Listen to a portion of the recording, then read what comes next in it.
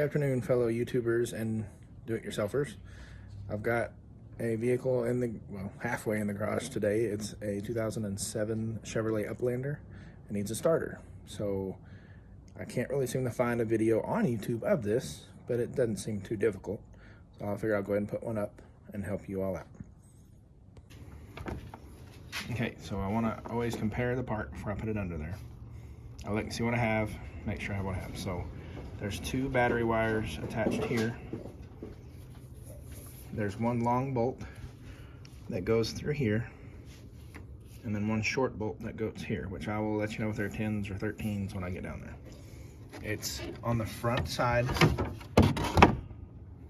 technically the left side of the engine, but the front side of the car. If you're super new, most people consider where the belt rides is the front of the car, the transmission is the back of the car, since most commonly everything now is front wheel drive. This does have the 3.9 V6. So let me crawl underneath there and I'll show you what we're looking at. Alright, so rolling to the other side of the car, there's a little plastic shield you can see right here. And that is what is blocking those starter bolts. There's a 10mm right here at the end. Let me zoom out a little bit to give you reference. You see those coming off the bell housing. Okay, when you get it out, there's what it looks like. One 10mm bolt. There's a little cover. It's setting up underneath there like this. And those bolt heads are being hidden underneath this little shield right here. Alright, so you can see what it looks like with it off. Not really, well, jack's in the way, I know. There we go, you can see your flywheel teeth, starter, and have perfect access to those two bolts. Which from here look like they're probably a 15 or a 16mm. Just the one on that side still looks like it's gonna be a little tricky to get to, but I'll get it. So these starter bolts are a 15mm. I already got this one loose, you see, it's already gone. Now the easiest way to get to that one, there's two bolts holding this little bracket piece on. Take this bracket out, you'll have full access and more room to put your starter back in.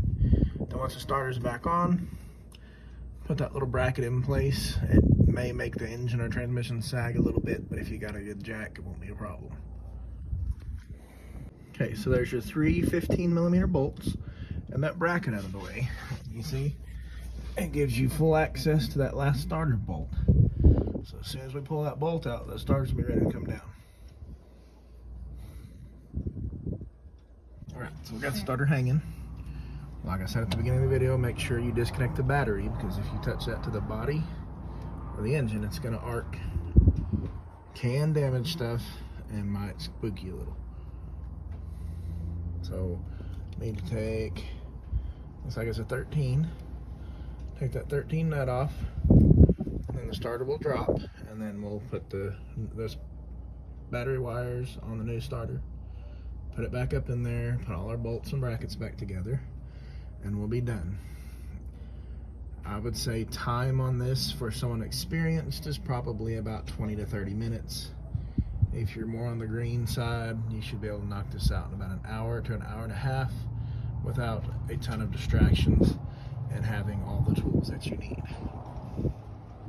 Thus far, all I've used is a 12-inch extension, a 15mm socket, a 10mm gear wrench, and so I'll use a 13mm gear wrench for that, and I'm just using a manual 1/2-inch drive ratchet. You can use pneumatic or electric if you've got them and can make them fit. Okay, so I forgot one little thing. It does have a plug on it. You can see it's just a little, just lift that up and slide it back. Check your battery wire connections. This one was in such a way that it was broke, that when I went to try and straighten it out, it just broke off the wire. So grab a hold of those when you're doing this. Check your connections on the end of the starter, And if they're loose or they snap on you, just get a new eyelet and crimp it on there. These are the ones that have built-in shrink wrap. You hit that with a lighter or a heat gun, and it'll seal to the wire, and it'll be good to go. All right, we got the new starter. We got the plug right here, plug back in. Both wires reconnected. Now we'll put it in there, put all the bolts together, and hope it fires over, right? All right, so we're just finishing up. Old starter out.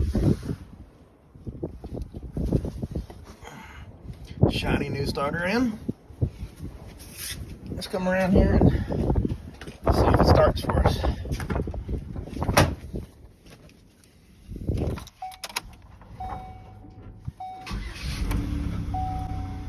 Fired right up.